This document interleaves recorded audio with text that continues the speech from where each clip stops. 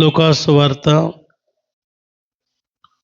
13వ అధ్యాయము మొదటి 9 వచనాలు మనము ఈ దినము వర్తమానం కొరకే ఆలోచన చేసుకుందాం.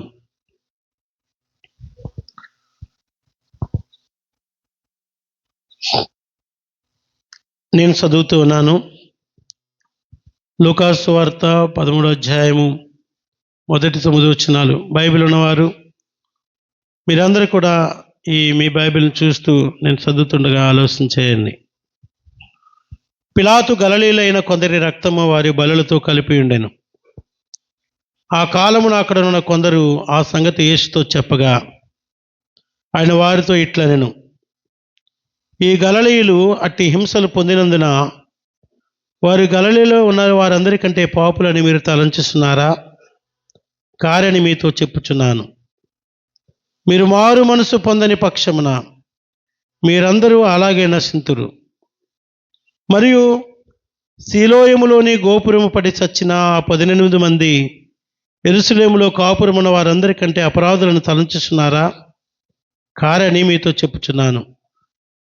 మీరు మారు మనసు పొందని పక్షమున మీరందరూ అలాగే నశింతురు. మరియు ఆయన వారితో ఈ ఉపమానము చెప్పెను. ఒక మనుషుని ద్రాక్ష తోటలో అంజూరపు చెట్టు ఒకటి నాటబడి ఉండెను. అతడు దాని పండ్ల వెదక వచ్చినప్పుడు ఏమీ దొరకలేదు కనుక అతడు, ఇదిగో 3 ఏండ్ల నుండి నేను ఈ అంజూరపు చెట్టును పండ్లు వెతుకుచున్నాను కానీ ఏమీ దొరకలేదు.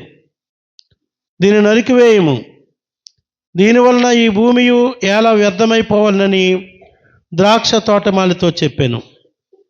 అయితే వాడు, అయ్యా, నేను దాని చుట్టూ త్రవ్వి ఎరువు వేయి మట్టుకు ఈ సంవత్సరం కూడా ఉండనిమ్ము. అది ఫలించినా సరే లేని ఎడల నరికి వేయించమని అతనితో చెప్పాను. ప్రార్థన చేసుకుందాం. దయగలిగిన తండ్రి, మీకు వందనాలు. లూకాసు వార్త 13వ అధ్యాయంలో ఈ మొదటి 9 వచనాల్లో ప్రభువా, మీరు మాట్లాడుతున్నటువంటి, మీరు స్వయంగా మాతో చెప్పినటువంటి మీ మాటలను అర్థం చేసుకోవడానికి, ఆ రీతిగా మా జీవితాలను కట్టుకోవడానికి కృపనిమ్మని యేసు నామములో ప్రార్థించి వేడుకుంటున్నాం తండ్రి. ఆమేన్. ప్రియులారా, ఒకవేళ మీ దగ్గర బైబిల్ ఉండి మీ పెన్ ఉంటే కనుక ఈ 3వ వచనంలో మీరును మారు మనసు పొందని పక్షమున మీరందరూ అలాగే నశింతురు అనే దానిని అండర్లైన్ చేసుకోండి. 5వ వచనంలో కూడా చివరిలో మీరు మారు మనసు పొందని పక్షమున మీరందరూ అలాగే నశింతురు అనే దానిని కూడా అండర్లైన్ చేసుకోండి. మారు మనసు పొందకపోతే నశించిపోతారు అనే దానిని యేసు ప్రభు వారు చెప్పడానికి ఇష్టపడతా ఉన్నారు. అక్కడ ఒక సందర్భము జరిగింది ప్రియులారా, ఒక సంఘటన జరిగింది. దానిని అక్కడ ఉన్నటువంటి శాస్త్రులు, పరిసయ్యులు, యూదులు, గొప్పవారు, మత ప్రవేశులు అనుకున్నవారు యేసుప్రభు యొద్దకు వచ్చి ఆ సంఘటన యేసుప్రభు ముందు పెట్టి యేసుప్రభుని పరిశోధించాలని, పరీక్షించాలని, లేదంటే తప్పు పట్టాలని, లేదంటే దేవుని యొక్క ఆలోచనలను వారు ఏ విధంగా అయినట్టు అర్థం చేసుకోవడానికి ట్రై చేయడం కాదు, కానీ దాంట్లో నుండి మేము నీతిమంతులమని చూపించుకోవాలని ఆలోచన చేయడానికి వచ్చిన ఒక గుంపు కనబడుతూ ఉంటుంది. పిల్లరా, అక్కడున్న కొందరు ఆ సంగతి యేసుతో చెప్పగా అనే మాటని మొదటి వచనంలో చూస్తూ ఉంటాం. ఏంటి అక్కడ జరిగిన సంఘటన అంటే 2 విషయాలు జరిగినాయి. ఒకటి, పిలాతు అనే ఆ వ్యక్తి, పొంతు పిలాతు అంటారు, యూదయ ప్రాంతస్లో రోమన్ గవర్నర్గా ఉన్నాడు ఆయన అప్పుడు. అది క్రీస్తు శకము 26-36 మధ్యలో ఇంచుమించు 11 సంవత్సరాలు అతడు రోమన్ గవర్నర్గా రాజ్యమేలాడు, రాజుగా అధికారంతో ఉన్నాడు ఆయన. ఆయన టైంలో ఒక సంఘటన జరిగింది.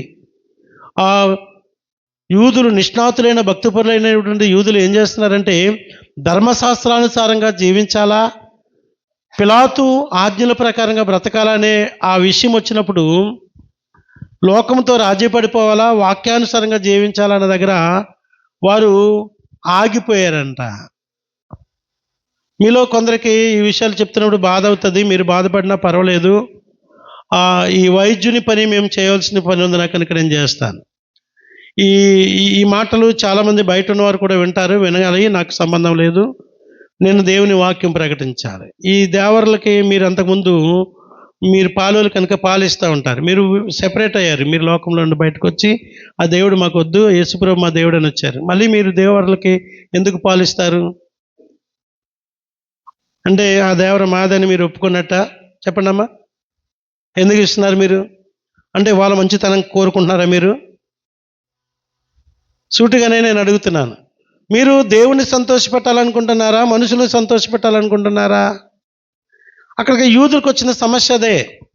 యూదులకు వచ్చిన సమస్య ఏంటంటే వారు దేవుని సంతోషపెట్టాలని ఆలోచన చేస్తూ ఉన్నారు అక్కడ. కనుక పిలాతు విచిత్రమైన ఆజ్ఞలు జారీ చేస్తూ ఉన్నాడు.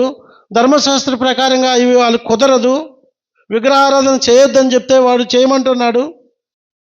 తన అధికారం నిలబెట్టుకోవడం కొరకు ఎన్నో కొత్త కొత్త సంగతులు తీసుకొస్తా ఉన్నాడు. 11 సంవత్సరాలు అతను ఇదే చేస్తూ ఉన్నాడు. దాంట్లో యాజకులు ఉన్నారు, యూదులు ఉన్నారు, నిష్ట కలిగిన భక్తపరులు ఉన్నారు. వీళ్ళందరూ మేము చేయం అన్నారు. మేము చేయం, మా దేవునికి విరోధంగా మేము బ్రతకమని చెప్పిన బతుకది. వాళ్ళు నిలబడ్డారు. నిలబడినప్పుడు వారందరినీ కూడా ఏం చేస్తారంటే బలిపేట మీదటే సంపాడు. వారి ప్రాణాలు కోల్పోయారు, కానీ వారు పిలాతుకి లోబడలేదు. ఇది ఒక సంఘటన. ఆ సంఘటన కొందరు వచ్చి యేసుప్రభు దగ్గరికి వచ్చి చెప్తూ ఉంటారు, వీళ్ళందరూ చచ్చిపోయారు కదా, వారు పాపుల, బతుకున్న మేము పరిశుద్ధులము అన్నట్లుగా వారు మాట్లాడుతూ ఉన్నారు. ఇది లోక జ్ఞానము చాలా బాగుంటుంది ప్రియులారా. అందరినీ సంతోషపెట్టాలనుకుంటే నువ్వు దేవుని దృష్టిలో నువ్వు దోషివైపోతావు. యేసుప్రభు ఒక మాట చెప్పారు, మీరు అర్థం చేసుకోవడానికి ప్రయత్నం చేయండి. నేను భూమి మీద సమాధానం ఇవ్వడానికి రాలేదు, అగ్ని వేయడానికి వచ్చానంటాడు ఆయన. మీకు అర్థమైంది ఈ మాట? ఇది చాలా భయంకరమైన స్టేట్మెంట్. ఇది ఏంటి? ఒక ఇంట్లో తల్లికి తండ్రికి, భార్యకు భర్తకు మధ్యలో గొడవ పెట్టి, అత్త కోడలకు గొడవ పెట్టాలనుకున్నాను నేను. ఎట్లా గొడవ అవుతుంది? అత్త అన్యురాలు అవుతుంది, ఈమె ప్రభు నమ్ముతుంది, ఈమె వాక్యానుసారంగా జీవించాలనుకున్నప్పుడు అత్త కుదరదంటది. అప్పుడు కాంట్రవర్సీ స్టార్ట్ అవుతుంది, విరోధం స్టార్ట్ అవుతుంది, శత్రువులు అవుతారు. అయినా మీరు నా కొరకు నిలబడండి. వాక్యం కొరకు నువ్వు నిలబడాలనుకున్నప్పుడు నీకు విరోధులు ఎక్కువ అవుతారు. నేను ఒంటరి చేయొచ్చు. భూమి మీద నువ్వు ఒంటరైపోయినా వారిలో ఒంటరైన వాడు 10 వందలగును, ఎన్నిక లేనివాడు బలమైన జనమగునని యెషయా ప్రవచనం ఉన్నటువంటి ఆ ప్రవచనాన్ని కనుక నువ్వు జ్ఞాపం చేసుకుంటే కనుక నువ్వు ఖచ్చితంగా ప్రభు కొరకు ఒంటరిగా ఉండడానికే ఇష్టపడతావు. లోకంతో రాజీ పడవలసిన అవసరం లేదు. ఇక్కడ ఆ గలిలయులు ఏం చేశారంటే వారు ఒప్పుకోలేదంట. వాక్యానుసారంగానే ఉంటాం పిలాతు, నీకు అధికారం ఉంది, నువ్వు భిన్నమైన బోధనలను బోధించి, లేదంటే నీ అధికారంతో నువ్వు ధర్మశాస్త్రానికి విరుద్ధంగా బతకమని చెప్పినంత మాత్రాన మేము బతకమని చెప్పినందుకు చంపినా కూడా వారి ప్రాణాలను అప్పగించుకున్నారంట. వీళ్ళంటారు వచ్చి, తెలివిలేని వాళ్ళు కొంచెం అలా జస్ట్ ఆ రోజు అలా తప్పించుకుంటే సరిపోను కదా, అనవసరంగా వాళ్ళు పాపులు అన్నట్లుగా మాట్లాడుతూ ఉన్నారు. రెండవదిగా ప్రియులారా, సీలోం అనే ప్రాంతంలో ఒక గోపురం ఉండేదట. అది పాతదైపోయిన కారణంగా హఠాత్తుగా కూలిపోయి పడిపోయినప్పుడు 18 మంది చనిపోయారంట. చనిపోతే వీళ్ళందరూ అంటున్నారు గోపురం పడిపోయింది.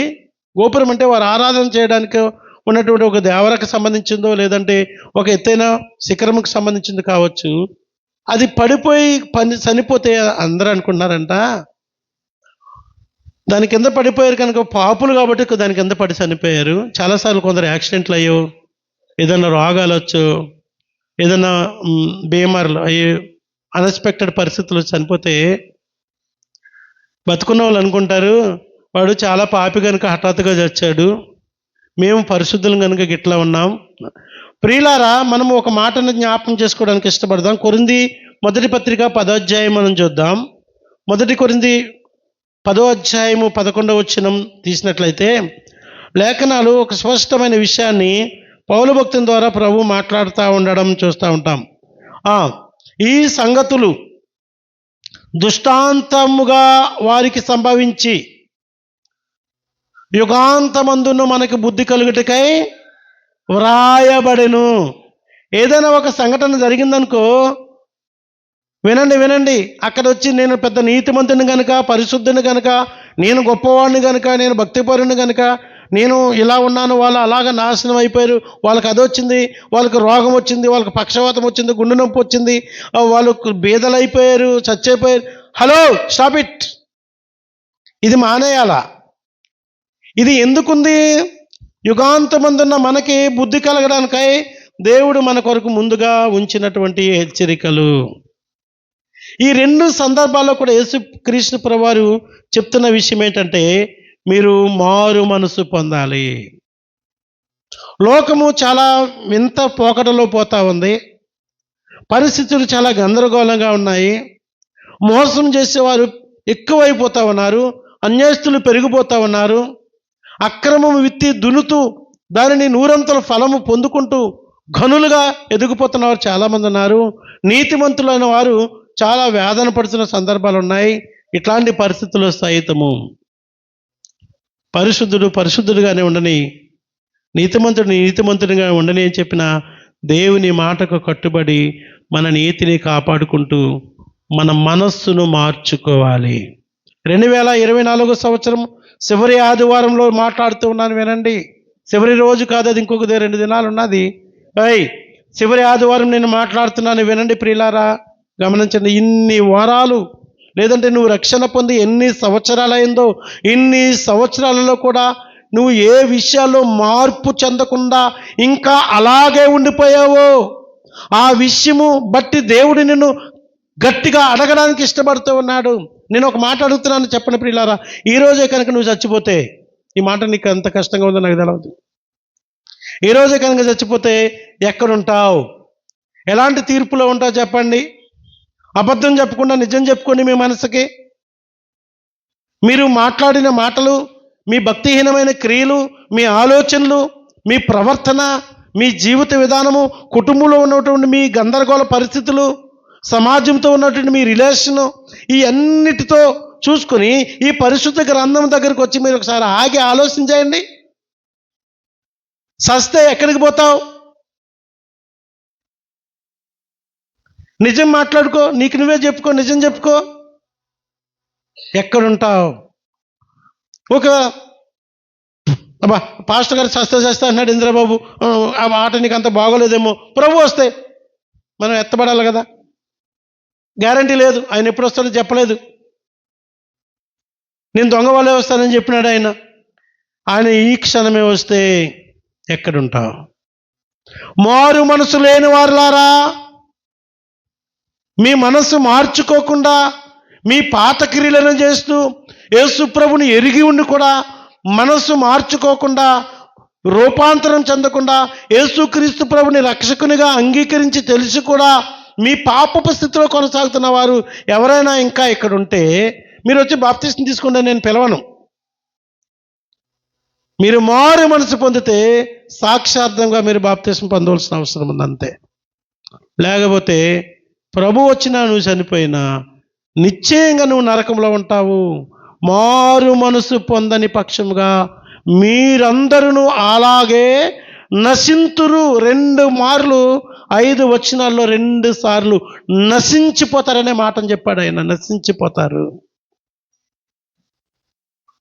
మారు మనసు పొందాము, బాప్తిస్మం తీసుకున్నాం అనుకుంటూ చాలా సంవత్సరాలుగా క్రీస్తులో ఉంటూ ఇంకా పాత జీవితము, లోకాన్ని సంతోషపెట్టడాన్ని, మిమ్మల్ని సంతోషపెట్టడాన్ని ఇంకా సమర్థించుకుంటూ, ఇంకా మీరు మంచోళ్ళు అనుకుంటూ మిమ్మల్ని మీరు మోసం చేసుకుంటున్న వారులారా, బీ కేర్ఫుల్, జాగ్రత్త. ఎక్కడుంటావు? ఇన్ని వారాలు, ఇన్ని సంవత్సరాలు యేసు ప్రభుతో ఉంటూ, యేసును ఆరాధిస్తున్నాం అనుకుంటూ, యేసు ప్రభు మా రక్షకుడు అనుకుంటూ, దేవుని కొరకు చాలా ఖర్చు పెడుతూ ఉంటున్నావే, నీవు మరణించినా యేసు ప్రభు వచ్చినా ఎక్కడుంటావు? 3వ ప్రశ్న. రైట్, మారు మనసు లేని వారికి మొదటి ప్రశ్న, మారు మనసు పొందామనుకుంటూ, రక్షణ పొందామనుకుంటూ ఉంటూ ఇంకా లోకంలో ఉన్న వారికి 2వ ప్రశ్న వేశాను. 3వది, ఈ కుటుంబాలుగా ఉన్నవారు, మీరు మారు మనసు పొందామనుకుంటున్న వారు, మీ ఇంట్లో రక్షణ లేని వారి గురించి మీరేం సమాధానం చెప్తారు దేవునికి? నువ్వు రక్షణ పొందావు బిడ్డ, నీ యజమానుని సంగతి ఏం చెప్తావు దేవునికి? దేవుడు నిన్ను అడుగుతాడు, ఉదయం ఏముండావు? నీ యజమానుడు అడిగితే నువ్వు లెక్క చెప్పాలి. మీ ఆయన కొరకు నువ్వు ఆలోచన చెప్తావు బిడ్డ. నీ భర్త కొరకు, నీ భార్య కొరకు మీరు ఆలోచన చేసుకుంటూ ఉంటారు. మీ పిల్లల కొరకు మీరు ఆలోచన చేసుకుంటూ ఉంటారు. వాళ్ళకి ఏమి సమకూర్చాలో అన్నీ మీరు ప్లాన్ చేసుకుంటూ ఉంటారు. మరి భూలోక సంబంధమైనటువంటి ప్రిపరేషన్స్ ఎన్ని చేసుకుంటూ ఉన్నారే. మరి మీ ఇంటిలో ఉన్న మీ యజమానుడో, నీ యజమానురాలో, నీ పిల్లలో, నీ బంధువులో, నీ స్నేహితులు రక్షణ పొందిన వారు ఇంకా ఉంటే, మారు మనసు లేకుండా వారు పాప జీవితంలో ఇంకా జీవిస్తుంటే, వారి గురించి నీ రెస్పాన్స్ అంటే, నిన్ను దేవుడు అడిగితే ఏం సమాధానం చెప్తావు? ఏమో ప్రభా, వాళ్ళ బతుకు వాళ్ళదే, మా బతుకు మాదే, ఒకే కుండలో తిన్నాము, ఒకే మంచంలో ఉన్నాము, ఒకే ఇంట్లో ఉన్నాం, కానీ వాళ్ళ బతుకు వాళ్ళదే, ఎవడింటాడు ప్రభువా అని నువ్వంట అని తప్పించుకో చూస్తావా? యేసు ప్రభు వారి ముఖము చూడగలవా? ఆ రోజు మారు మనసు పొందాలి మనం. యవన బిడ్డలారా, మారు మనసు పశ్చాత్తాపపడాలి. మీ పాపముల విషయంలో ఇదిగో మరణము సమీపంగా ఉంది, దినములు గడిచిపోతా ఉన్నాయి. ఓయ్,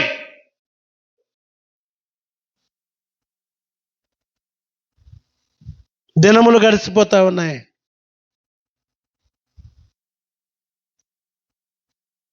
ఎన్ని సంవత్సరాలు మీరు ఇంకా దేవుని బిడ్డలమని చెప్పుకుంటూ మిమ్మల్ని మీరు మోసం చేసుకుంటూ, మీ మనస్సు మారకుండా, మీ జీవితాలు మారకుండా, మీ తలంపులు మారకుండా, మీ హృదయంలో ఉన్నటువంటి ఆ పాపపు ఆలోచనలు మారకుండా ఈ విధంగానే గడిచిపోతూ, ప్రార్థన చేసేవారితో ప్రార్థిస్తూ, పాడేవారితో పాడుతూ, ఆరాధిస్తున్న వారితో ఆరాధిస్తూ, అర్పణలు ఇచ్చేవారితో కలిసి మీ అర్పణలు కూడా కలుపుతూ, సంఘము అనే దేవుని యొక్క ఈ పరిశుద్ధ సమాజంలో సభ్యులుగా కొనసాగుతూ, ప్రభు వచ్చినప్పుడు మీరు ఆయనకు సంబంధం లేని వారుగా జీవించడము, హలో, ఇది నీకు చాలా భయంకరం. కొన్ని మాటలు మనం ఆలోచన చేసుకుందాం. పశ్చాత్తాపము నువ్వు పొందకపోతే, మారు మనసు నువ్వు పొందకపోతే, నీ జీవితం ప్రియులారా దేవుని సంధిలో చాలా భయంకరంగా ఉన్న సంగతిని నువ్వు అర్థం చేసుకోవాల్సిన అవసరం ఉంది. లోకాసు వార్తలో మనము ఈ 13వ అధ్యాయము ఈ 9 వచనాల్లో, మనము 5 వచనాల్లో 2 మార్లు నువ్వు మారు మనసు పొందకపోతే మీరును అలాగే నశించిపోతారు. హలో, మోసం చేస్తా ఉన్నావా? అన్యాయం సొమ్ము కొరకు పరిగెడతా ఉన్నావా? శరీర ఆశల కొరకు, పాపమును పోగు చేసుకోవడానికి కొరకు తెలివితేటలు ఉపయోగిస్తూ ఉన్నావా? మారు మనసు పొందవలసిన అవసరం నీకుంది. భూలోక సంబంధమైన ధనము కొరకు నువ్వు పరిగెడితే ఈ ధనము ఇక్కడే ఉండిపోతుంది, కానీ నువ్వు నిత్యత్వంలో ఉండలేవు. నరకంలో నువ్వు నశించిపోతావు. ఈ శరీరము ఇక్కడే కుళ్ళిపోతుంది, కానీ ఈ శరీరంతో, ఈ దేహంతో చేసిన ఈ పాపపు క్రియలను బట్టి నువ్వు నిత్యత్వంలో నరకంలో నువ్వు కాలిపోతావు, నశించిపోతావు. దానికి భయపడాలి. నరకానికి భయపడి భూలోక సంబంధమైన క్రియల విషయంలో నువ్వు దేవుని ఎదుట యథార్థంగా కనపడడానికి అప్పగించు. ఈ మాటలు చెప్తున్నప్పుడు హలో, తలెత్తి పైకి చూడడానికి చాలా మందికి భయం ఉంది కదా. నా కొరకే ఎస్, నీ కొరకే నేను చెప్పడానికి ఇక్కడ నించున్నాను. నేను నీ కొరకు కాకపోతే, నేను కొత్త కొట్టోల కొరకు పంపించబడితే నేను ఇల్లు ఇక్కడ ఎందుకు కట్టుకుంటాను? ఇక్కడ ఎందుకు నేను ఉంటాను? ఇదే ఇల్లు అక్కడ కట్టుకుంటే ఒక 50-60 లక్షలు 70 లక్షలు విలువ అవ్వదా? ఆ మాత్రం దానికి నాకు ఉద్యోగం వదులుకుని నేను ఇక్కడికి ఎందుకు వస్తాను? మీ దగ్గరికి ఎందుకు ఉండాలి? మీతో ఎందుకు గడపాలి? మీతో ఎందుకు తన్నులు తినాలి, తిట్లు తినాలి, ద్వేషించబడాలి, అవమానించబడాలి మీతో నేను? మీరేమైనా చేయండి, దేవుని సేవకునిగా మీతోనే మాట్లాడుతూ ఉన్నాను. నీ హృదయంలో ఉన్నటువంటి దురాశల విషయంలో నువ్వు మార్పు చెందకపోతే, నేను ప్రేమించి చెప్తున్నాను ప్రియమైన దేవుని సంగమా, నువ్వు మారు మనసు. ప్రియులారా వినండి. ఎంతకాలం బతుకుతాం? విస్తారమైన మోసం చేసి విస్తారమైన ధనం సంపాదించుకున్నావు. ఏం చేస్తావు రాబాయ్? ఏం చేస్తావు? మోసము చేత నువ్వు చచ్చిపోతే, మోసం చేత సంపాదించిన దాంతో నువ్వు సాధించినది ఏమైంది? నశించిపోయి నరకానికి పోతావు. జాగ్రత్త. నువ్వు మారు మనసు పొందాలి. ధనాపేక్ష కలిగిన వారితో చెప్తున్నాను, శరీరాశలు కలిగిన వారితో చెప్తున్నాను, మారు మనసు పొందండి. లోకమును సంపాదించుకోవాలనుకుని, లోకస్తుల యొక్క మన్నన పొందుకోవాలనుకుని చెప్పి ప్రియులారా చాలా మంది యేసు ప్రభువుకు కూడా దూరం అయిపోయిన వారు ఉంటారు. ప్రజలకి దగ్గరగా ఉండాలని, నాయకులకు అందుబాటులో ఉండాలని, వారిని సంతోషపెట్టడం కొరకు, లోకాన్ని సంతోషపెట్టడం కొరకు దేవుని ఎదుట దోషులుగా నిలబడిపోయి మారు మనసు లేని వారందరూ కూడా నరకానికి పోతారు, నశించిపోతారని ప్రభు మరలా చెప్తుండగా మీరు ఎన్నిసార్లు నేను ఉంటారు సంగమా, నువ్వు మారు మనసు పొందకపోతే నువ్వు నశించిపోతావు. మారు మనసు పొందాలి. వీళ్ళందరూ ఏం చేస్తారు తెలుసా? ఒక సందర్భం జ్ఞాపం చేసుకుందాం పిల్లరా. యోహాను సువార్త 9వ అధ్యాయంలో మనం వచ్చినట్లయితే మనుషుల యొక్క ఆలోచన విధానం ఎలా ఉంటుందో మీకు చెప్పడానికి ఇష్టపడుతున్నాను. బైబిల్ ఓపెన్ చేయండి. మీరు బైబిల్ తప్ప ఇంకేమి చూడొద్దు. పక్కన చూస్తే ఝాన్సీ నా దగ్గర తోలుకురాడు సంగతిని చూసుకుంటా. 9వ అధ్యాయము 2-3 వచనాలు చూసినట్లయితే మీరు చూడండి అంతే. నేను చదువుకుంటా ఉంటాను, చదువుకోవడానికి నాకు చాలా ఓపిక ఉందో చదువుతాను, మీరేం చదవద్దు కూడా. ఆయన శిష్యులు, బోధకుడా, వీడు గుడ్డివాడుగా పుట్టుటకు ఎవడు పాపం చేశాను? బాబా, ఏం తెలివైన వాళ్ళు వీళ్ళందరూ, పెద్ద న్యాయాధిపతులు. ఇక్కడ మిమ్మల్ని అందరూ వదిలేమనుకోండి, ఎంతంత పెద్ద పెద్ద మాటలు మాట్లాడతారు తెలుసా? వాళ్ళు అలా అనొచ్చా, వీళ్ళు ఎలా అనొచ్చా, వాళ్ళు అలా పాస్టర్ అలా మాట్లాడొచ్చా? బాబా, సుప్రీంకోర్టు జడ్జీలు కూడా పనికిరారు మీ ముందు. అలాగ నిలబడి వీళ్ళు అన్నారంట, బోధకుడా, ఒక గుడ్డోడు ఉన్నాడంట అక్కడ, చాలా సంవత్సరాలు పుట్టుకుతోని గుడ్డివాడు అక్కడ ఉన్నాడంట. ఉంటే వాడిని తీసుకొచ్చి, బోధకుడా, ఎవరిని? యేసుప్రభు వారి దగ్గరికి వచ్చి, వీడు పుట్టుకతోనే గుడ్డివాడే పుట్టడానికి ఎవడు పాపం చేశాను? వీడు పాపం చేశాడా, వీడు కన్నవారు పాపం చేశారా అని ఆయన అడగగా యేసుప్రభు అన్నారంట, వీడైనను వీడి కన్నవారైన పాపం చేయలేదు కానీ మీకు ఎందుకు రాబాయ్ అంటే మేము కళ్ళు బాగా తెరుచు చూస్తున్నాం కాబట్టి మేము పరిశుద్ధులం అనే ఫీలింగ్ వీళ్ళకి. బాగున్నాం అనుకున్న వాళ్ళారా, మీకు జాగ్రత్త. ఇతరులను చూడకండి, ఫస్ట్ మిమ్మల్ని చూసుకొని మారు మనసు పొందండి. వీళ్ళ కళ్ళు బాగా కనబడుతున్నాయి, ఆడు గుడ్డోడు. వీళ్ళ కళ్ళు బాగా కనపడినంత నీతిమంతులు అన్నట్లుగాను యేసు ప్రభు దగ్గరకు వచ్చి, వీడు గుడ్డివాడుగా పుట్టడానికి ఎవడు కారణం? వీడు పాపం చేశాడా? వీళ్ళ అమ్మ నాన్న పాపం. వీళ్ళకి కొంచెం ధర్మశాస్త్రం కూడా తెలుసు. ఎవరైనా పాపం చేస్తే వారి పాపం 4 తరాలకు వస్తుందని ద్వితీయోపదేశ కన్నా చదివిన వాళ్ళలో కొంచెం అటు ఇటు కొంచెం లోక జ్ఞానం తెలుసు, ధర్మశాస్త్ర జ్ఞానం తెలుసు కాబట్టి వీళ్ళు యేసు ప్రభు దగ్గరకు వచ్చి కథలు చెప్తా ఉన్నారు. యేసు ప్రభు అంటే ఏడు చేయలేదు, వీళ్ళ అమ్మ నాన్నలు చేయలేదు, నా మహిమ కొరకు వచ్చారే, ఎన్నో లేచిపోరానంట. ఏం చేస్తావురా నువ్వు? అలా ఏం చేస్తారు? అలా ఏం చేస్తారు? వీడు పాపం చేయలేదు, వీళ్ళ అమ్మ నాన్న పాపం చేయలేదు, వీళ్ళ ఆలోచనలన్నీ కథం. నా మహిమ కొరకు అరే నువ్వు లేచిపోరా అన్నాడంట. కళ్ళు తెలుసుకొని చూపించుకుంటూ పోయినాడంట. దేవుడు ఏం చేయాలో ఆయన చేసుకునేది ఆయన చేసుకుంటాడు. నీ సంగతి ఏంది? ఎవరిని ప్రశ్నించడం వద్దు, నీ పనే ఏదో నువ్వు చేసుకొని మారు మనసు పొందాలి. అమ్మాయి అంటున్నావా? ఏం పొందాలి? మారు మనసు పొందాలి. నీ పాపము నిన్ను పట్టుకుంటుంది. దాని విషయం నువ్వు దేవునికి లెక్క చెప్పాలా. మారు మనసు పొందలేదనుకోండి, వినండి అయ్యా, మీరు వినండి, మారు మనసు పొందకుండా నువ్వు నిన్ను సమర్థించుకుంటూ మహాజ్ఞానులుగా బ్రతకడానికి ప్రయత్నం చేస్తే ప్రియులారా, మనం దేవుని న్యాయపీఠం నుండి తప్పించుకోవడం సాధ్యం కాదు. శిలువ గోపురం వాళ్ళు చచ్చిపోయారు, అంతే కామన్గా జరిగిపోతాయండి. యాక్సిడెంట్ అయితే టైర్ పంక్చర్ అవుతుంది, యాక్సిడెంట్ అవుతుంది, ఇవన్నీ కాజువల్లో జరుగుతాయి. చచ్చిపోయే వాళ్ళు చచ్చిపోతారు, బతికోళ్ళు బతుకుతూ ఉంటారు. నీ సంగతి ఏంటి? నీవు ఎలా ఉన్నావు? మరణం అయితే ఒకటి గుర్తించాలి, మనమందరం పాపులము, క్రీస్తు మహాకృపలో రక్షింపబడ్డాము. ఈ రక్షణను గట్టిగా పట్టుకొని ఇంత గొప్ప రక్షణను నిర్లక్ష్యం చేసిన ఎలాగూ తప్పించుకుందామని చెప్పినటువంటి ఆ గద్దింపుకు భయపడి రక్షణను జాగ్రత్తగా పట్టుకొని నీవు నీ మట్టుకు నీవే నీతిమంతుడు అనుకోకుండా నీతిమంతుడైన క్రీస్తుకు తగినట్లుగా వాక్యంకు సరిపోయినట్టుగా నీ జీవితాన్ని ప్లాన్ చేసుకుంటూ బ్రతుకు తప్ప ఇతరుల కొరకు నువ్వు ఇతరులకు చూసి అతిశయించవలసిన అవసరం ఏమీ లేదు. మత్తయి సువార్త 3 పక్కన పెట్టేదాన్ని, దాన్ని ఏం చేయకు. మత్తయి సువార్త 3వ అధ్యాయంలో బాప్తిస్మా ఇచ్చే యోహాను సందర్భం చూద్దాం. ఏం పేరు నీ పేరు? ప్రదీప్. మత్తయి సువార్త లేదా నీ బైబిల్లో? మత్తయి సువార్త 3వ అధ్యాయము. బాప్తిస్మా ఇచ్చే యోహాను కనబడతాడు అక్కడ అంటాడు 2వ వచనంలో, పరలోక రాజ్యము సమీపించి ఉన్నది. ఎప్పుడు చెప్తున్నాడు ఈ మాటలు? 2024 సంవత్సరాల క్రితం చెప్పిన కథ ఇది. ఇది చెప్పి 2024 సంవత్సరాలు అయిపోయింది. అప్పుడే భయంతో వణుకుతో చెప్తున్నాడు ఆయన, హలో ప్రజలారా, పరలోక రాజ్యం సమీపంగా ఉంది, మీరు మారు మనసు పొందండి. అని కేకలు వేస్తూ ఉన్నాడంట ఆయన.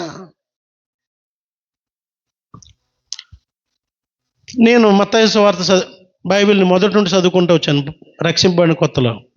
ఆదికాండం నుండి మత్తయికి వచ్చాక నాకు వచ్చిన ఆలోచన, ఇది చదివాక ఏం చెప్పి చాలా సంవత్సరాలు అయింది కదా, మరి ఇప్పటి వరకు రాలేదే అని నాకు యేసు ప్రభు మాటల మీద డౌట్ వచ్చింది. సెల్ఫ్ స్టడీ చేసుకుంటాను. నాకు ఎవరు గురువు లేరు అప్పటికి. తర్వాత మంచి ఆత్మీయ నాయకుడు దొరికారు, దేవునికి స్తోత్రం. పేతురులోకి వెళ్ళాక నాకు ఆన్సర్ దొరికింది. పేతురు పత్రికలోకి వెళ్ళాక నాకు దొరికిన ఆన్సర్ ఏంటంటే, మీరు చూడండి ప్రియులారా, పేతురు మొదటి పత్రిక ఎవరికైనా దొరికిందా? 3వ అధ్యాయము, 2 పేతురు పత్రిక 3వ అధ్యాయము 9వ వచనంలో, కొందరు ఆలస్యమని ఎంచుకున్నట్లుగా. ఏంది? నాలాంటి వాళ్ళు. ఆయన 2024 సంవత్సరాల క్రితము పరలోక రాజ్యం సమీపంగా ఉంది, మారు మనసు పొందిందని చెప్పాడు. నేను పుట్టి చాలా కాలమైంది, నేను బాప్తీసం తీసుకొని చాలా కథలు చేసినా కూడా చాలా కాలమైంది. నేను నా రహస్య పాపాలు నేను చేస్తూ ఉన్నాను, నన్ను నేను పోషించుకోవడానికి ఎవరినైనా మోసం చేస్తున్నాను, అయినా సరే నేను సావలేదు, పరలోక రాజ్యం రాలేదు, లేదంటే దేవుడు రాలేదు అని అనుకుంటున్న వాళ్ళారా?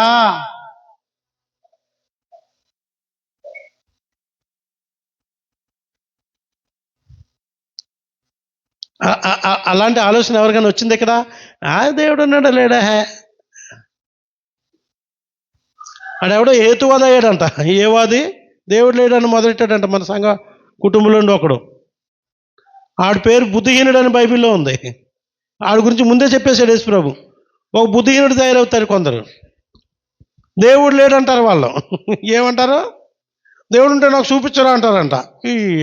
నువ్వు ఎవడరా నీకు చూపించడానికి? చూస్తావు, నువ్వే చూస్తావు. నీకు నేను చూపించేదేంటి? కొంతకాలం వెయిట్ చేయి, నువ్వే చూస్తావు. పరలోకం చూస్తావు, నరకం చూస్తావు. అప్పుడు ప్రభువా తప్పు అయిపోయింది ప్రభువా, నేను వాడిని ఫాలో అయ్యాను, వీడిని ఫాలో. అరే నన్ను ఫాలో అవరా, నన్ను వెంబడించరా అని చెప్తే వాడిని వీడిని ఫాలో అయ్యి బుద్ధిహీనుడా. తెలివి కొంచెం తక్కువ అవుతుంది చూడండి. బైబిల్ చదివితే తెలివి వస్తుంది, చదువుకోండి. దేవుని మాటలు వింటే తెలివి వస్తుంది. మనుషుల మాటలు, లోక మాటలు వింటే బుద్ధి తక్కువ ఈ గడ్డి తింటారు ప్రియులారా. నెబుకద్నెజరు అట్లనే చేస్తున్నాడు.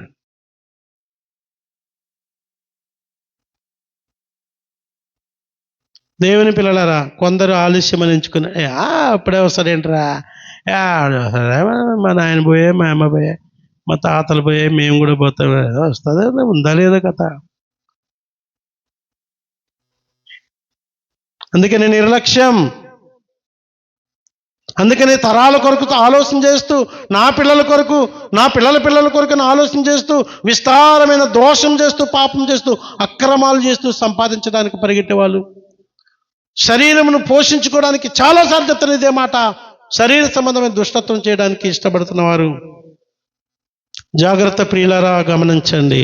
కొందరు ఆలస్యం ఎంచుకున్నట్లు ప్రభు తన వాగ్దానమును గూర్చి ఆలస్యం చేయవాడు కాదు, కానీ ఎవడును నశింపవలనని ఇచ్చయింపక అందరూ మారు మనసు పొందవలని కోరుచు మీ ఎడల దీర్ఘశాంతము గలవాడై ఉన్నాడు.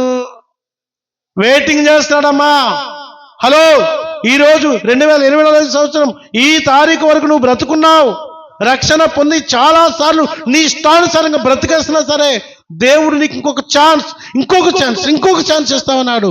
మీరును మారు మనసు పొందని పక్షంగా మీరందరూ అలాగే నశిస్తారని చెప్పి కూడా నాశనం నీ కొరకు సిద్ధంగా ఉన్నదన్న సంగతి ప్రభువుకు తెలుసు. నీ జీవితము ఖచ్చితంగా శిక్షకు సిద్ధంగా ఉందని తెలుసు కూడా ఇంకా నీ కొరకు వెయిటింగ్ చేస్తా ఉన్నాడు. అందుకే ఈ ఛాన్స్ నీకు వచ్చింది. అందుకే ఈ ఛాన్స్ నీ ఇంటి వరకు వచ్చింది. అందుకే ఈ ఛాన్స్ నీ పిల్లలకు దొరికింది. ఇంకెంతకాలం ఇష్టానుసారంగా బ్రతుకుతారు? ఇంకెంతకాలం మీ సొంత తలంపులతో బ్రతుకుతారు? ఎంతకాలం మీ జ్ఞానంతో మాట్లాడతారు? భయం లేదా దేవుని భయం లేదా? భయం అంటే ప్రియులారా, అసలు భయం భూమి మీద కాదు చూసేది.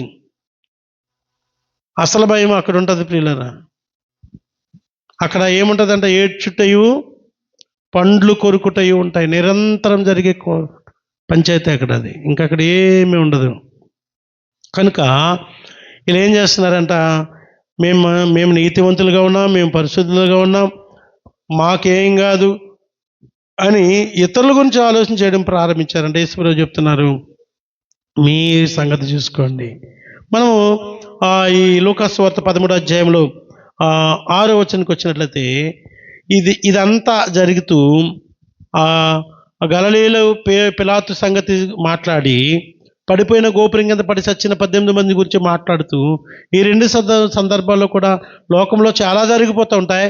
ఇవన్నీ చూస్తున్నప్పుడు మారు మనసు పొందని చెప్పేసి కొరింథీ మొదటి పత్రిక 10వ అధ్యాయం 11వ వచనంలో హెచ్చరికను పౌలు భక్తుని ద్వారా మనం పొందుకుంటూ ఒక అడుగు ముందుకు వెళ్దాం. యేసుప్రభు ఏం చెప్తున్నారు, ఇంకొక ఎగ్జాంపుల్ చెప్తున్నారంటే, ఉపమానం చెప్తున్నారంటే యేసుప్రభు వారు. దీనికంటే ముందు మీకు ఒక సందర్భం చెప్పాలి. ఏంటి సందర్భం అంటే ప్రియులారా, నాన్న పులి. ఈ కథ మీకు అందరికీ తెలుసు కదా, నాన్న పులి. ఎవరు చెప్తారు ఈ కథ? నాకు చెప్పాలి, ఎవరైనా వచ్చా? స్వాతి చెప్తావు బిడ్డ? నాన్న పులి కథ తెలవదా? తెలుసు కానీ చెప్పడానికి భయమా? బబ్బీ చెప్తావునన్నా? నాన్న పులి అనే కథ ఒకటి ఉండేది చిన్నప్పుడు, అందరికి తెలిసిన కథ ఇది. నేను మా పిల్లలకి చాలాసార్లు చెప్పాను. ఓకే, ఒకడు గొర్రెల కాపరి తన కుమారుని తీసుకొని ఆ అడవిలో మందను కాస్తా ఉన్నాడంట. మీకు తెలుసు కూడా, వినండి, తెలియనట్టే వినండి. ఇంతకుముందు చెప్పిన వాక్యాలు కూడా ఏమి తెలియనట్టే విన్నట్లుగానే ఇది కూడా వినండి. అని తెలిసి కూడా తెలియనట్లు నటించండి. అట్లా ఆ దినం వచ్చినప్పుడు తీర్పులో నటించడానికి ఉండదు, డైరెక్ట్ ఉంటుంది అక్కడ. అప్పుడు అడవిలో మందను కాస్తా ఉన్నాడంట. కాస్తూ ఉన్నప్పుడు తండ్రి చెప్పాడంటే కొడుకుతో, ఒరే నాయనా, ఇక్కడ పులులు ఎక్కువ తిరుగుతాయి. ఆ మనసుతో చెప్పు, పులులు ఎక్కువ తిరుగుతూ ఉంటాయి కనుక పులి వచ్చినప్పుడు నువ్వేం చేస్తావంటే గబగబా చెట్టుకి నానా పులని అరువు. నువ్వు దాన్ని ఏం చేయలేవు, నేను వస్తా బిడ్డ. కాబట్టి ఫస్ట్ ఆఫ్ ఆల్ నీవు సేఫ్ ఉండు, తర్వాత గొర్రెల సంగతి చూద్దాం. నువ్వు అరిస్తే నేను పరిగెట్టుకుని వస్తానని చెప్పేసి తండ్రి చెప్పి ఆయన అలంత దూరాన కూతవేటు దూరంలో మందను కాస్తా ఉన్నాడంట. ఈ కుర్రోడికి ఒక తింగర ఆలోచన వచ్చిందంట. ఏం ఆలోచన? మా నాయన వస్తాడా లేడా, నేను నాన్న పులి అంటే మా నాయన రెస్పాన్స్ ఏంటో చూద్దాం అనుకొని పులి రాకుండానే నాన్న పులి అన్నాడంట. అనేటప్పటికి అరే నా కుమారుడు అరిచాడు కదా అని తండ్రి పరిగెట్టుకుని వచ్చాడంట. వచ్చి అలసిపోయి పరిగెట్టుకుని ఆయుధాలు పట్టుకొని వచ్చి ఎదురాపులంటే ఓకే అంటే నాయన నువ్వు వస్తావా లేదో అని. ఒరే అట్లా చేయకురా, పులి వస్తే చెప్పిన ఆయన నిజంగా పులి వస్తుంది, నువ్వు అట్లా అంటే మళ్ళీ నేను కాడు పడతానే అని మళ్ళీ బొజ్జగించి బిడ్డ అట్లా జోక్ చేయకు నాన్న, సెటైర్ లేకు, ఇట్లా చేయకు నాన్న, రియల్గా ఉండు బిడ్డ, రియల్గా ఉండాలి, అర్థమైందా? ఓకే లైట్గా తీసుకోవచ్చు, జోక్గా తీసుకోకు బాబు, ఇది లైఫ్ అండ్ డెత్ సమస్యరా అని పాప ముద్దుగా చెప్పి ముద్దు పెట్టి కొడుకు వెళ్ళిపోయాడంట. వెళ్ళిపోతే ఒక గంటన్నరకి వీడికి మళ్ళీ ఈ తింగర ఆలోచన వచ్చిందంట. మళ్ళీ నాన్న పులి అన్నాడంట. పాపం నిజంగానే పాపం ఇంత చెప్పాను కదా, నా కుమారుడు మళ్ళా అరిచాడంటే నిశ్చయంగా ఖచ్చితంగా వచ్చిందని పరుగున ఆ రాళ్ళు రప్పలు తన్నుకుంటూ వచ్చి పరిగెట్టుకుని ఎదురా నాయన పులి అంటే నాయన ఊకే అన్నాడంట. ఏం రా నువ్వు ఇంత బుద్ధిహీనుడు ఉన్నావారా, నువ్వు ఇంత జాగ్రత్తగా చెప్తాను కదా నాయన, అట్లా అనకే, నిజం వస్తే చెప్పే అని. లేదబ్బా నిజంగా పులి వస్తుంది, అది మామూలుగా ఉంటుందబ్బా, అది గొర్రెలు కాదు, గొర్రెలు ఎత్తుకుపోతే పర్వాలేదు, నిన్నెత్తుకుపోతే నా ఏకైక కుమారుడు రా అని ముద్దుగా మరలా చెప్పి ముద్దు పెట్టుకుని పోయాడంట. ఈడో గంటన్నరకి మళ్ళీ ఈడికి పురుగు మెదిలిందంట. మా డాడీ వస్తాడో లేదో చూద్దామని నానో పులి అన్నాడంట. నిజంగా పులి వస్తుందంట, నిజంగా నానో పులి అన్నాడంట. ఈయన అనుకున్నాడు ఈ కొడుకు ఇట్లా నడుస్తాడని రావట్లేదంట. నిజంగా పులి వచ్చిందంట, ఎత్తుకనే పోయిందంట ఈ కొడుకుని. ఈ కథ చాలా వింతైన కథ. మేము ఎలా ఉన్నామంటే ప్రియులారా, ఆ తండ్రి ప్లేస్లో మేమున్నాం. అరుస్తూనే పరిగెట్టుకుని వస్తూనే ఉన్నాం మిమ్మల్ని ఆపదను తప్పించడానికి. ఆ దేవాది దేవుడు తప్పించడానికి వస్తూనే ఉన్నాడు. ఆ తండ్రే తాగిపోయాం కానీ ఈ తండ్రి మాటికి మిమ్మల్ని హెచ్చరిక చేస్తూనే ఉన్నాడు. ఒకవేళ ఇంత గొప్ప విషయాలను నువ్వు లైట్గా తీసుకొని, ఆ కొడుకు జోక్ చేసినట్లుగా లైట్గా తీసుకొని జోక్గా తీసుకొని నీ పాపాన్ని, నీ ద్వేషాన్ని, నీ ఆలోచనని, నీ తలంపుల్ని, నీ ఉద్దేశాలని అలాగే ఉంచుకొని నువ్వు అలాగే బ్రతికేస్తావేమో, జాగ్రత్త. ఒకరోజు రాబోతా ఉంది, అది భయంకరం, అది నీకు ఉగ్రతగా ఉండకూడదు. ప్రభు రాకడ నీకు దీవెనకరంగా ఉండునుగాక. ఆయన రాకడ ఎలా ఉండాలంటే మనకి దూరదేశం నుండి విస్తారమైన సంపద సంపాదించుకుని వచ్చిన తండ్రి కుమారుడి దగ్గరికి వచ్చినట్లుగా నీకు అది ఉండాలి. అంతేగాని కట్టి పట్టుకుని శిక్షించడానికి వచ్చినటువంటి తండ్రిలాగా ఉండకూడదు. ఆ దేవుని రాకడ నీ శిక్ష కొరక లేదా నీకు దీవెన కొరక, ఆయనతో పాటు ఉండడానికి నూతన రాజ్యంలోనికి నిత్యరాజ్యం తీసుకుపోయే ఆ రాకడగా ఉండాలా, లేదంటే నిత్య నరకంలో నేను పడేయడానికి తీసుకెళ్ళే ఆ రాకడగా ఉండాలా తీర్మానించుకోవాలంటే ఫస్ట్ ఆఫ్ ఆల్ నువ్వు జోక్గా ఉండొద్దు, లైట్గా తీసుకోవద్దు. దేవుని సేవకుని సీరియస్గా తీసుకోండి, వాక్యాన్ని సీరియస్గా తీసుకొని ప్రియులారా. పాస్టర్లు అట్లనే చెప్తారు. ఎవరో ఒక అమ్మ ఉంది, సారు ఈ గేట్ ఎక్కడ పెట్టాలని అడిగింది నన్ను. ఇంటికి కాంపౌండ్ వాళ్ళు కట్టుకుంటా, ఇక్కడ పెట్టినామన్నాను. ఏంటంటే నేను తర్వాత 2 రోజులు పోయి చూస్తే ఇక్కడ ఉంది. ఏందమ్మా అంటే, నన్ను ఎందుకు అడగాలి? ఆ మాత్రం దానికి నన్ను ఎందుకు అడగాలి? మా తమ్ముడు వాస్తు అది ఇక్కడే పెట్టడం, మరి నన్ను ఎందుకు అడగాలి? పోయి ఆ వాస్తు దగ్గరికి పోవచ్చు కదా. జోకా సేవకులంటే? మేము చెప్పే మాటలని మీకు నేనేదో ఒక ప్రదర్శన స్క్రిప్టా ఇది? మీకు పాస్టర్ ఇలా ఉగాడు ఓ జోకేశాడు ఇలా అన్నాడు, నేను స్క్రిప్ట్ చేస్తున్నానా? నేను నాటకదారున్నా? మీరు నాటకం చూడడానికి వచ్చారు ఇక్కడికి? నయమమ్మా స్క్రిప్ట్ చేస్తున్నానా నేను? మా పాస్టర్ భలే నవ్విస్తాడబ్బా, ఈ రోజంతా జోకులు. ఏమన్నా జోకులు అయ్యి వాక్యం నా మీరు బాగా జోకులు చేస్తారా? రావా నాకు జోకులేండి? జోకులు ఏముంటాయి? జీవమరణాల సమస్య ఇది. మీరు మారు మనసు పొందకపోతే మీరు అలాగే నశించిపోతారని ఉందాయా? జోక్ ఉందా దీంట్లో? ఏమన్నానే నానా పులి అన్నది జోకా? పులి వస్తుందని చెప్పాలి, వాడు జోక్ చేస్తున్నాడు. దాన్ని తండ్రి ప్రేమను జోక్ చేస్తున్నాడు వాడు. ఇదిగో నేను త్వరగా వస్తాను, మీరు నశించిపోతారన్నమాట నీకు జోక్గా ఉందా? ఆయన యొక్క కృప నీకు జోక్గా ఉందా? ఓయ్ ప్రవళిక, ఆయన కృప నీకు జోక్గా ఉందా? ఆయన ఆలస్యం చేస్తా ఉన్నాడు, జాలిపడి నీకు ఇంకా ఛాన్స్ ఇస్తా ఉన్నాడు. ఈ రోజు నువ్వు చేస్తే జోకా ఇది?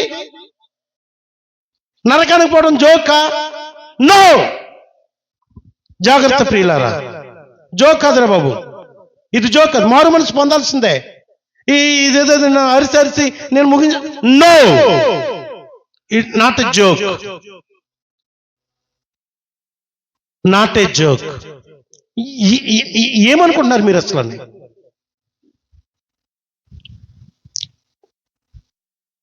బైబిల్ చదవరు, ప్రార్థన చేయరు, దేవునితో సహవాసం లేదు, ఎప్పుడు మొబైల్ పట్టుకొని ఏముండదు దీని నిండగా జోకులు నవ్వి ఏం మిగిలిన చెప్పు నీ జీవితానికి? ఏం మిగులుతుంది? నీ జీవితం జోక్ అవుతుంది. నాయనో పులి నిజంగా పులి వస్తున్నా కూడా నాయనా పులి అని అరుస్తున్నాడంటే వాడు రాడు. అప్పుడు నీకు అసలు జోక్ ఉంటుంది. ఇప్పుడు నిజంగా పులి వచ్చి పీక పట్టుకుంటా జోకా అమ్మా? జోక్ ఉంటుంది అప్పుడు. దేవుని రాకడ వస్తే జోకా? ఈ మారు మనసు పొందలేని వాళ్ళారా, మీకు జోక్గా ఉందా ఈ దేవుని మందిరం? ఈ ఆరాధన జోక్గా ఉందా? ఇష్టం ఉంటే వెళ్ళొచ్చు, లేకపోతే లేదు. 9 గంటల కంటే 9:30కు రావచ్చు, పోవచ్చు. జోక్. దేవుని సంఘము జోకా? Stop it. సీరియస్నెస్ లేదా? ఇది ఎంత సీరియస్ మ్యాటర్ ఇది. ఇక్కడ అంజూరపు చెట్టు సంగతి చెప్తా ఉన్నాను. అంజూరపు చెట్టు ఉందంటే ఎవరైనా ఆలోచన చదవండి. 13వ అధ్యాయంలో ఒక సువార్త.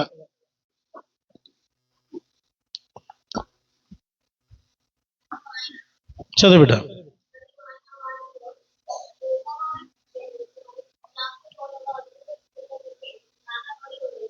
పాపం చాలా విచిత్రమైన సంఘటన ఇది. ద్రాక్ష తోట అంట దీనికి. ఒక ఆయనకి ద్రాక్ష తోట. ఆ తోటలో ప్రేమతో ఒక అంజూరపు చెట్టు వేసుకున్నాడంట. యాక్చువల్గా తోట ద్రాక్ష తోట, ద్రాక్ష రసం కొరకు ఆయా బిజినెస్ అది. ఆయనకి అంజూరపు పండ్లు అంటే ఇష్టం. ఒక చెట్టు వేసుకున్నాడు, అంజూరపు చెట్టు ఇష్టం. ప్రియులారా, ఇష్టంగా ఒక చెట్టు వేసుకుంటే యజమానుడు చెప్పాడంట తోటమాలితో, అరే బాబు, ఈ అంజూరపు చెట్టుని నాకు చాలా ఇష్టం రా, ఈ కాయలు కాస్తే తినాలని నాకు ఆశ ఉంది అని ప్రేమతో నాటుకున్నాడంట. మనలందరం కూడా దేవుడు అలాగే, యూదులు ద్రాక్ష వల్ల అయితే జెంటైల్స్ అన్యులు, మనం అంజూరపు చెట్లు అంటున్నాం. మనము యూదులం కాదు, వాగ్దాన పుత్రులం కాదు, దత్తపుత్రులు మనం. అట్లాంటి బతుకు మంది, పాపులం. ఆ యూదుల్లో చేరేవాళ్ళం కాదు. నా స్నేహితుడు ఒకడు ఉండే, ఐఐటి చదువుతూ ఉండేవాడు, మానేసి సేవ చేస్తున్నాడు ఇప్పుడు. వాళ్ళ కాలేజీలో యూదుడు ఒక ఆయన ఉండేడట. యూదుడు ఉంటే వీళ్ళెవరితో ఫెలోషిప్ చేసేవాడు కదంట. ఈ సార్ ఏం చెప్తుంటే ఈ సార్గా తెలియదు, మీరేమింటున్నారు మీకే తెలియదు కాదు, యాక్చువల్గా ఇది కాదని చెప్పాడు అంట. యాక్చువల్గా పుస్తకాలను చూసి నవ్వుతూ ఉండేవాడు అంటాడు. చాలా తెలివి ఉంటుంది వాళ్ళకి, ఏం చెప్పేది ఈయనగా తెలియదు, మీరేనేది మీకే తెలియదు, యాక్చువల్గా ఇది సబ్జెక్టే కాదనివాడంట. ఎప్పుడు ఎవరితో కలిపి ప్రత్యేకంగా ఉండేవాడంట మనిషి. డౌట్ వచ్చి అడిగాడు, మీరు ఎవరంటే మేము చూసి అని చెప్పాడంట. యూదులు మేము. ప్రియులారా, అట్లాంటి యూదులతో మనల్ని పరలోక రాజ్యంలో ఉంచడానికి దేవుడు ఇష్టపడుతున్నాడు. ఇష్టంగా పెట్టుకొని ఏం చేశాడంటే అంజూరపు చెట్టు ఒకటి నాటించాడు. ఆయన ఏం చేశాడంట, దాన్ని చాలా జాగ్రత్తగా చూడమని తోటమాలికి మరీ బాధ్యత అప్పగించాడు. ఒకరోజు వచ్చాడు అతడు, దాని పండ్లు వెదక వచ్చినప్పుడు ఏమీ దొరకలేదు.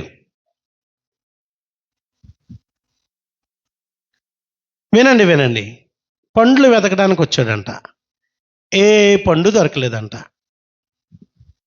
అంజూరము నాటించినాక ఇంతకాలానికి పండ్లు వస్తాయని తెలుసు కదా, అంతకాలము దాన్ని చాలా జాగ్రత్తగా పెంచాడు. పెంచి ఎరువు వేసి నీరు పట్టి దాని కొరకు సెక్యూరిటీ ఇచ్చి ఒక మనిషిని పెట్టి అంతా చూసి, దాని ఏజ్ వచ్చింది, దాని టైం అయింది, ఈ వయసులో ఉన్న చెట్టు ఇంతకాలానికి కాయలు కాయాలి, నా చెట్టు కాయలు కాస్తుందేమో, ఫలాలు ఉంటాయేమో అని వెళ్ళాడంట. ఏమీ దొరకలేదు. చెప్పండి గట్టిగా చెప్పరబ్బా. ఏమీ దొరకలేదంట. అప్పుడు చాలా బాధ అయిందంట ఆయనకి. కనుక అతడు, ఇదిగో ఎన్ని సంవత్సరాలు, 3 సంవత్సరాలు నుండి నేను ఈ అంజూరపు చెట్టున పండ్లు వెతుకుచున్నాను కానీ ఏమీ దొరకలేదు. 3 సీజన్లు వచ్చాడట. 3 సంవత్సరాలు అంజూరపు అందరి చెట్లు ఫలాలు వస్తున్నాయి. ఈయన నాటిచ్చిన చెట్టుకి ఈ సంవత్సరం వచ్చాడు, కాయలు రాలేదు, పండ్లు రాలేదు. అరే బాబు, కొంచెం మంచిగా చూడాలి దీనికి మరి ఏమన్నా తక్కువ చూడు. మళ్ళా సంవత్సరం వచ్చాడు, మళ్ళీ ఏమీ దొరకలేదు. 3 సంవత్సరాలు చూసినాక ఆయన చాలా బాధ అయిందంట. 3 సంవత్సరాలకే యజమానుడికి బాధ వచ్చేసింది. వచ్చి ఏమంటున్నాడంట, దీన్ని నరికివేయి. ఎంత పెద్ద పెద్ద మాటలు వినపడుతున్నాయి చూడండి. దీనిని నరికివేయి. ఒక ప్రశ్న, రక్షింపబడి బాప్తిసం తీసుకొని ఎన్ని సంవత్సరాలు అయింది? మీకు నోటితో ఏం చెప్పొద్దు. ఎన్ని సంవత్సరాలు అయింది రక్షింపబడి బాప్తిసం తీసుకొని? దుష్టత్వం ఏమైనా పోయిందా? చెడుతనం ఏమైనా పోయిందా? ధనాపేక్ష పోయిందా? మోసం పోయిందా? ఇతరులకి కీడు చేయాలనే ఆలోచన ఏమైనా పోయిందా? ప్రేమ అనే ఫలం వచ్చిందా? క్షమ అనే ఫలం వచ్చిందా? ఏంటి చెప్పిన ఆత్మఫలం చెప్పండి. ప్రేమ, సమాధానం వచ్చిందా? దీర్ఘశాంతం వచ్చిందా? దయ వచ్చిందా? మంచితనం వచ్చిందా? ఆశానిగ్రహం వచ్చిందా? సాత్వికం వచ్చిందా? ఏమొచ్చినాయి? విశ్వాసము రాలేదాయే, మంచితనము రాలేదాయే, ప్రేమ రాలేదాయే. ఎందుకు? ఎన్ని సంవత్సరాలైంది? ఎన్ని సంవత్సరాలైంది చెప్పండి? పుట్టినప్పటి నుండి చర్చకు వస్తున్నారు మీ బ్యాచ్ కదా, మీరందరూ పుట్టు క్రైస్తవులు. మీరంతా ఈ చిన్న చిన్న బిడ్డలు. మంచితనం ఏమైనా వచ్చిందా? ఏమా సాత్వికం, ప్రేమ ఏమైనా వచ్చిందా? సమాధానం ఏమొచ్చిందా? అమ్మా విశ్వాసం ఏమో, దేవుడి మీద విశ్వాసం మీద వచ్చిందా? దెయ్యం మీద వచ్చిందా? ఎవరి మీద వచ్చింది మీకు విశ్వాసం? ఆశా నిగ్రహం వచ్చిందా? నువ్వు ఏదనుకుంటే ఏమైపోయినా పర్లేదు, ఎవరినైనా మోసం చేయవు, కానీ నువ్వు అనుకున్నది పొందుకోలేదు తప్ప అరే రే ఏమీ దొరకలేదంట. ఎన్ని సంవత్సరాలు అయిందంట? 3 సంవత్సరాలకే ఏమి దొరకకపోతే దీనిని నరికి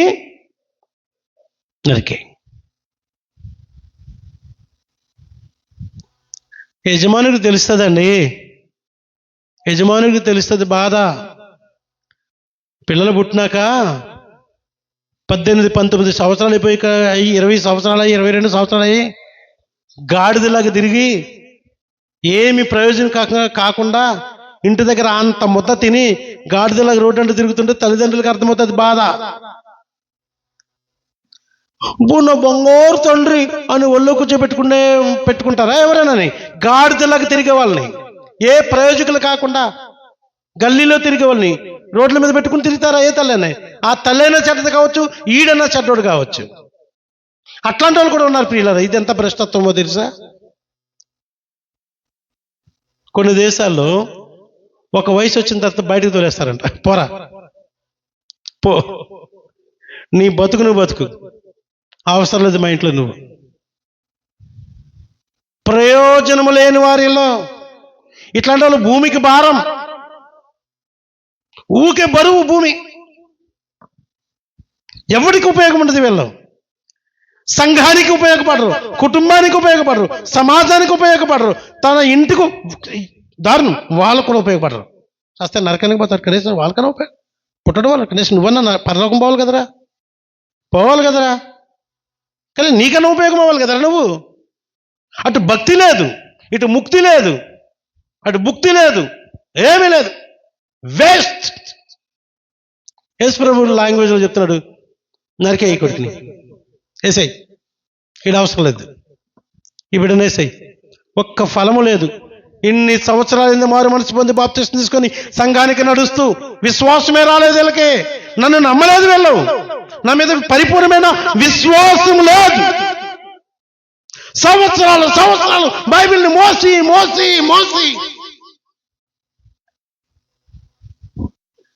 ఏం సంఘమా దారుణం. ప్రభు తీర్పులు స్పష్టంగా ఉన్నాయి. అక్కడేమన్నారు? మీరు మారు మనసు పొందగని పక్షమున మీరందరూ అలాగే నశించిపోదురు. రెండోసారి, మీరు మారు మనసు పొందని పక్షమున మీరందరూ అలాగే నశించిపోదురు. ఇక్కడ అన్నారు, దానిని నరికివేయము. దేవుని తీర్పులు స్పష్టంగా ఉన్నాయి. దేవుడు క్లియర్. ఛాన్స్ అయితే నీకు దొరుకుతుంది. హల్లెలూయా, నీకు ఛాన్స్ ఉంది, జాగ్రత్త. దేవుని తీర్పులు అయితే క్లియర్, నో ఎక్సెస్. నేను కాదు, ఆయన వేరు. తిడితే ఊరుకోవడానికి, నిష్టానుసారంగా మాట్లాడేస్తే మౌనంగా ఏడ్చుకుని ఉండడానికి విలియం పాస్టర్ కాదు ఆయన యేసు ప్రభు. హలో, ఈ బేతనీ సంఘం కాకపోతే ఇంకో సంఘం భూమి మీద నీకు ఇంకో సంఘం దొరకవచ్చు. హలో, ఇంకో పరలోక రాజ్యం లేదు, ఇంకొక ఆప్షన్ ఉంది, అది నరకమే. జాగ్రత్త. ఇంత కఠినంగా చెప్తున్నాడు కాబట్టి నువ్వు కొత్తగూడ సంఘానికి పోతావు, కానాయపల్లి సంఘానికి పోతావు, కనివాటి సంఘానికి, నీకు there is more options, but there is no option. మారు మనసు పొందడమే నీకున్న అవకాశం. విడిచిపెట్టేస్తావా సంఘాన్ని, మందిరాన్ని, నన్ను, దేవుణ్ణి? ఎక్కడ పోతావు? నరకం తప్ప నీకు వేరే ఆప్షన్ లేదు. ఒకేలా నీకు ఏదైనా మంచి అవకాశం ఉందంటే కనుక మారు మనసు పొందు. హల్లెలూయా, మారు మనసు. ఇక ఒక మాట చదువు, మత్తయి సువార్త 3:10 బాప్తిస్మం ఇచ్చే ఆహారం చెప్తున్నాడు మాట. 2024 సంవత్సరాల క్రితం చెప్తున్నాడు. నువ్వు పుట్టక ముందు చెప్తున్న మాట ఇది. మీ నాయన పుట్టకముందు చెప్తున్న మాట ఇది, మీ తాత పుట్టకముందు చెప్తున్న మాట, మీ ముత్తాత పుట్టకముందు చెప్తున్న మాట, వాడు తాత పుట్టకముందు చెప్తున్న మాట ఇది, 2024 సంవత్సరాల క్రితం చెప్తున్న మాట. 3వ అధ్యాయం 10వ వచనంలో, ఇప్పుడే గొడ్డలి చెట్ల వేరున ఉంచబడి ఉన్నది కనుక మంచి ఫలము ఫలింపని ప్రతి చెట్టు నరకబడి. ఓ, భయం అవుతుందా? భయం అవుతుందా? మారు మనసు పొందావా? బాప్తిసం తీసుకోవా? చచ్చిపోయి నరకానికి పోతావా? ఏం అనిపించట్లేదా? ఈ భక్తి నీకేం దొరకట్లేదా? పాపమని అర్థం అవట్లేదా? చాలా మందికి అసలు ఏమి లేదు, just they are coming and going అంతే. ఆంధ్రాలో ఒక సామెత, దున్నపోతు మీద వర్షం పడినట్టు. ఏంట్రా ఏం పట్టించుకోవా అంట. దున్నపోతు మీద దానికి సరైన మందం ఉంటుందంట, దాని తోలు మందం ఉంటుందంట. వర్షం పడితే అదేం పట్టించుకోదు, అతను ఉంటుంది అంతే. అదే మేకపిల్ల మీద పడితే ఉరుకుతూ ఉంటుంది. అదే మన మీద నీళ్ళు పడితే బాబు నీళ్ళు పడుతుంది పరిగెడుతూ ఉంటా. దున్నపోతు మీద పడితే అంత వర్షం పడి అదే తడిసినట్టు ఉండదు, చల్లగా ఉండదు దానికి. సారీ, సామెత ఇక్కడ చెప్పకూడదేమో కానీ చెప్పేస్తున్నా. నాకు చాలా బాధ ఉంది, కోపం ఉంది.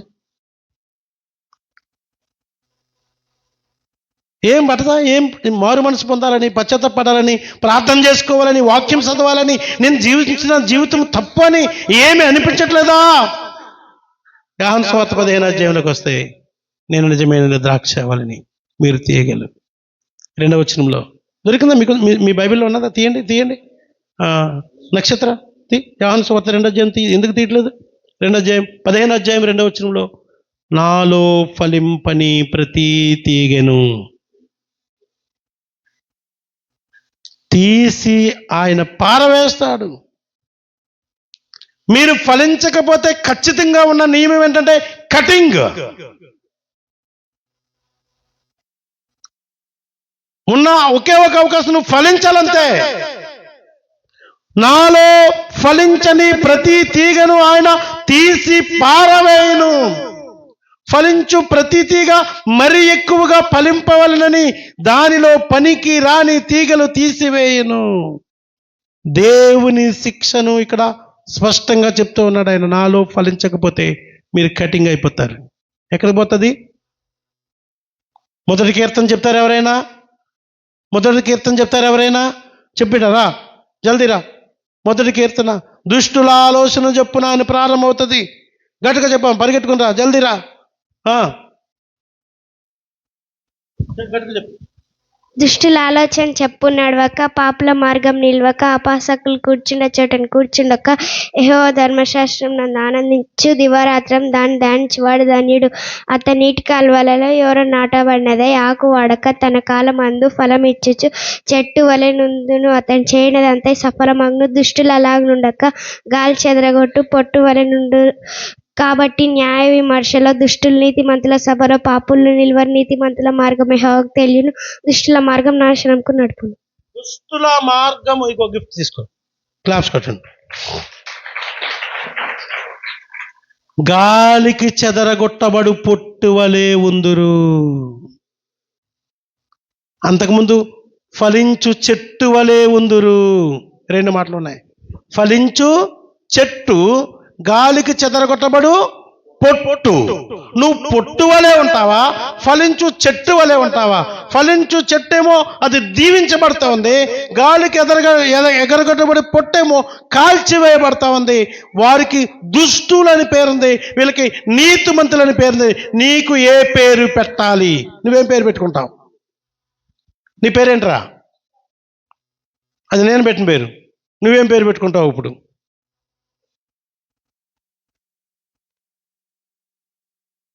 నీ పేరేంట్రా?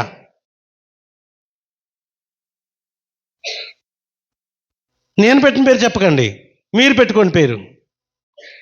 పొట్టువా చెట్టువా? ఫలించే చెట్టువా, గాలికి ఎగరగొట్టబడే పొట్టువా? నీకు తెలిసిపోతుంది. నీ అంతరంగంలో పరిశుద్ధాత్మ దేవుడు నీతో మాట్లాడుతూ ఉన్నాడు స్పష్టంగా.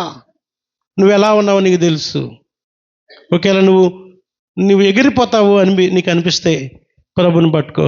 దేవా, గాలికి ఎగిరిపోయే పొట్టిలాగా నేను అన్ని మాటలకి, అన్ని తలంపులకి, అన్ని ఉద్దేశాలకి ఎగిరి ఎగిరి ఎగిరి ఎక్కడికో పోతా ఉన్నాను. సారీ, నన్ను పట్టుకో ప్రభువా, నీ చేతితో నన్ను పట్టుకో. ఈ పాట నాకు ఇష్టం ఉండదు. ఆయన పట్టుకోవడం అంటే నువ్వు పట్టుకోవాలి ఆయన్ని. ఆయన ఎప్పుడు పట్టుకునే తన ప్రాణం విడిచిపెట్టాడు ఆయన. నీ కొరకే కదా ఆయన ఎంత చేస్తున్నాడు. నువ్వు వదిలిపెట్టి నన్ను పట్టుకొని ఆయన పట్టుకోమంటే ఎట్లా? నీవు పట్టుకోవాలి ఆయన్ని. నీ పాపాన్ని విడిచిపెడితే ఆయన నీతో ఉండడానికి ఇష్టపడతా ఉంటారు. లోకసువార్త 13:8-9 చదువుకొని ముగించుకుందాం. ఇక్కడ అంటాడు, యజమాని అంటాడు, యజమాని ఏమో దాన్ని నరికేరా, 3 సంవత్సరాలు నువ్వు చూస్తున్నాను, ఇప్పటికే చాలా సంవత్సరాలు దీన్ని పోషించాము, ఇది వేస్ట్, ఇది దీన్ని నరికాయ్ అంటుంటే పాపం ఆ పనివాడు అంటున్నాడంట, అయితే వాడు ఎవరు తోటమాలి, అయ్యా నేను దాని చుట్టూ త్రవ్వి ఎరువు వేయి మట్టుకు ఇంకా కొంచెం ఎరువు పెంచుతాను, ఏమో దీనికి ఎరువు సరిపోవట్లేదేమో, నీళ్ళు సరిపోవట్లేదేమో, అరే ఇట్స్ నాట్ అ జోక్ అని చెప్పాను నేను.